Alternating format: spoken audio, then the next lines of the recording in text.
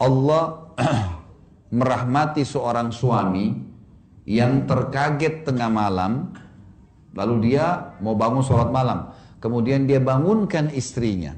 Allah merahmati suami begitu, membangunkan istrinya untuk sholat malam bersama. Dan kalau istrinya nolak, maka dia memercikkan sedikit air di wajahnya supaya bangun sholat. Dan semoga Allah merahmati seorang istri yang bangun tengah malam mau sholat tahajud, lalu dia bangunkan suaminya dengan santun, dengan baik. Kalau dia nolak, dipercikkan sedikit air di wajahnya. Artinya Islam yang disuruh terapkan, saling bantu-membantu dalam ibadah. Suami atau istri salah, kita ingatkan dalam agama. Harusnya begitu. Ta'awun, bekerja sama dalam kebaikan. Ini penting sekali. Juga Bapak Ibu sekalian, Islam ini, kita ini semua, suami istri, harus tahu di atas kepala kita ada bendera namanya Islam. Apapun yang kita kerjakan, makanan, minuman, pendapatan, pergaulan, semua ini di bawah Islam. Jadikan Islam sebagai asas agama. Maka kita jadi tahu, ada masalah apa-apa, kita kembali ke agama kita. Oh, agama kita bilang begini, ya sudah kita jalanin. Gitu. Haram tinggalkan, halal kerjakan, nikmatin. Gitu kan? Ini harus diketahui. Banyak orang misalnya suaminya kerja haram.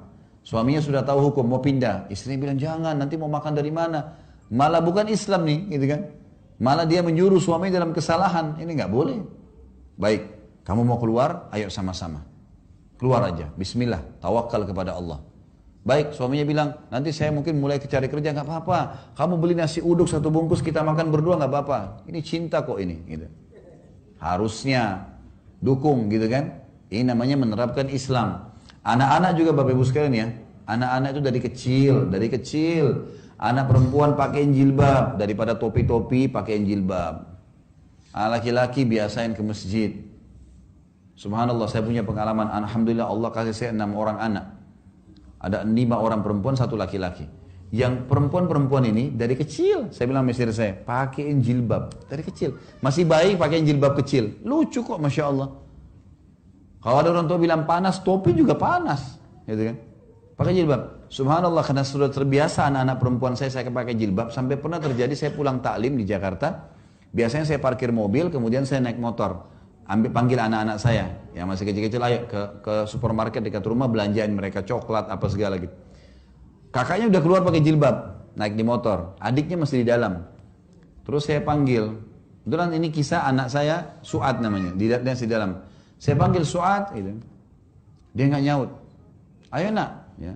Saya kebetulan saya suruh anak-anak saya panggil saya Abati. Abati itu sama dengan Nabi Ibrahim waktu dipanggil sama anaknya Ismail. Ya Abati, wahai ayahku yang tersayang, gitu ya. Jadi mereka panggil saya Abati. Terus saya tanya, ayo Suad, kenapa belum keluar? Gak ada suara. Abati sudah nunggu nak. Saya bilang sama kakaknya, sebentar nak ya. Saya parkir motornya, dia masih di atas motor, saya masuk ke dalam. Ternyata anak saya ini masih duduk di dekat pintu, bagian dalam rumah, pintu dalam rumah, duduk dan dia ngecilin badannya gitu. Kenapa nak Suad? Ada apa? Umi belum kasih jilbab. Anak ini tidak mau keluarkan kakinya dari depan pintu kalau nggak pakai jilbab. Waktu itu kelas 2 SD. Sampai saya waktu itu terharu dan saya mengatakan Alhamdulillah. Gara-gara apa Bapak Ibu sekalian? Saya selalu bilang, nah, pakai jilbab wajib bagi perempuan, tutup aurat. Karena Allah, bukan karena Abati ya. Ingat, Abati pun meninggal, kalian tetap wajib menjalankan itu. Nanti kalau meninggal masuk surga. Anak-anak itu gampang sebenarnya. Karena mereka masih seperti kertas putih, kita bisa coret apa saja gitu kan. Itu tertanam di benak mereka sehingga mereka tidak berani keluar.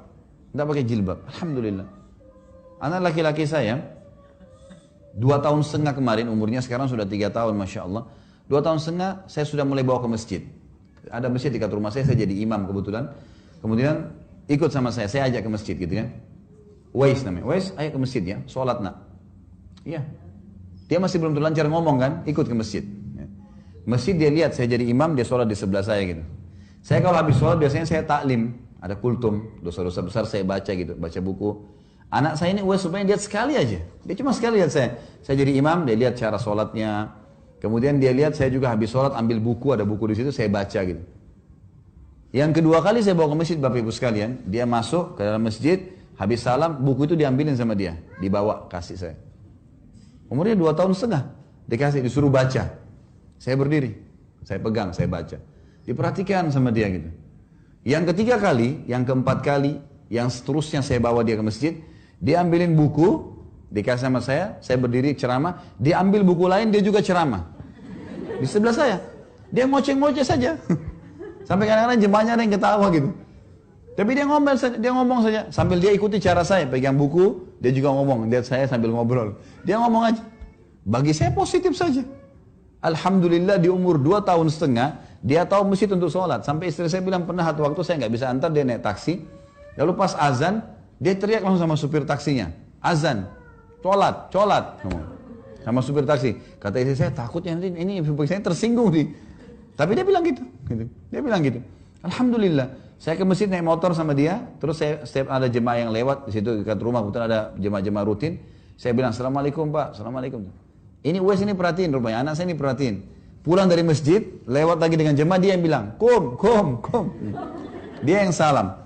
Lihat pola pendidikan yang kita terapin. Cepat sekali mereka itu. Dan selalu sudah begitu. Masuk rumah sudah salam. Assalamualaikum. Dia sekarang sekolah. Masuk SD. Baru tadi istri saya cerita, guru-gurunya di sekolah sering ketawa, terhibur kalau anak ini ke sekolah. Jadi kalau lewat teman-teman sekolahnya, teman-teman perempuannya, dia tutup matanya, dia bilang, bukan mahram.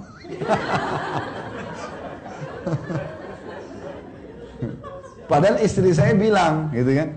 Itu kan ada mbak yang bantu di rumah. Ini Uwais bukan mahram sama mbak ya.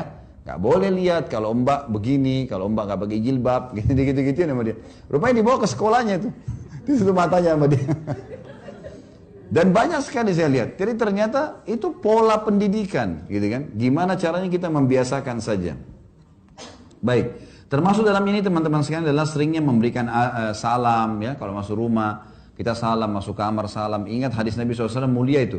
Kata Nabi SAW, siapapun yang masuk ke rumahnya lalu dia berikan salam, walaupun tidak ada orang, sendirian, maka syaitan di sekitar rumahnya, dan baca lengkap ya, Assalamualaikum warahmatullahi wabarakatuh.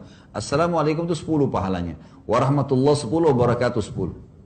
Ini pernah terjadi di zaman Nabi SAW. Nabi lagi duduk di majelis ilmu, ada orang datang lalu mengatakan Assalamualaikum. Nabi jawab, Nabi mengatakan SAW, lahu asyara, orang ini dapat 10 pahala. Masuk orang kedua, bilang Assalamualaikum warahmatullahi. Lalu kemudian Nabi jawab, Nabi mengatakan lahu isyrun, orang ini dapat 20 pahala. Masuk orang ketiga mengatakan lengkap, Assalamualaikum warahmatullahi wabarakatuh. Nabi SAW jawab, Nabi mengatakan lahu thalathun, orang ini dapat 30 pahala. Jadi jangan sia-siain tuh. Apa kata Nabi SAW? Kalau seseorang mau masuk rumahnya lalu dia memberikan salam, ada orang gak ada orang, maka syaitan di sekitar rumahnya berkata pada teman-temannya, tidak ada tempat nginap buat kalian malam ini. Gak bisa masuk rumah kita karena kita salam. Dan kalau dia makan membaca bismillah, syaitan akan berkata juga di sekitar rumah sama teman-temannya, tidak ada makan malam buat kalian malam ini. Ucapin salam. Biasakan ketemu anak salam. Telepon salam.